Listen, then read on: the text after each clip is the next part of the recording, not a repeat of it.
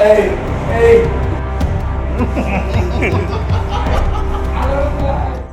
খেয়ে এভাবে স্কুলের অফিসে মাতলামি করছেন জাতি গড়ার কারিগর একজন প্রধান শিক্ষক, যার হাত ধরে ছড়িয়ে পড়ার কথা জ্ঞানের আলো, সেই হাতেই বোতল, যা দেখে থমকে গেছে পুরো জাতি।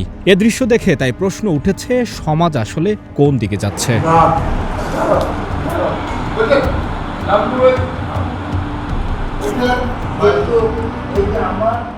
আপনি আর একা নন। ইউনিভার্সাল কার্ডিয়াক হসপিটাল, আপনার হৃদয়ের আরো কাছে।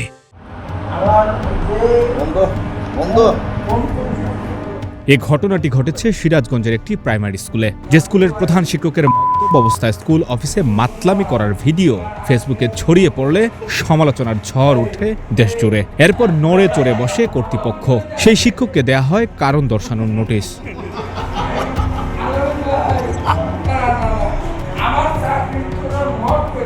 এ বিষয়ে জানতে চাইলে প্রধান শিক্ষক রুহুল আমিন বলেন, আমি বাইরে থেকে করে বিদ্যালয়ে একটি কাগজ নেয়ার জন্য গিয়েছিলাম, তখন কিছুটা মাতলামি হয়েছে। এ ঘটনায় আমাকে কারণ দর্শানোর নোটিশ দেওয়া হয়েছে, 3 কর্মদিবসের মধ্যে জবাব দেব।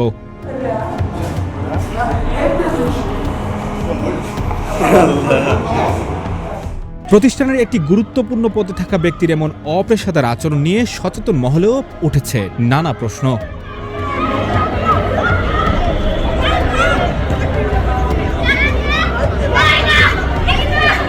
সঞ্জয় দত্ত, বৈশাখী সংবাদ।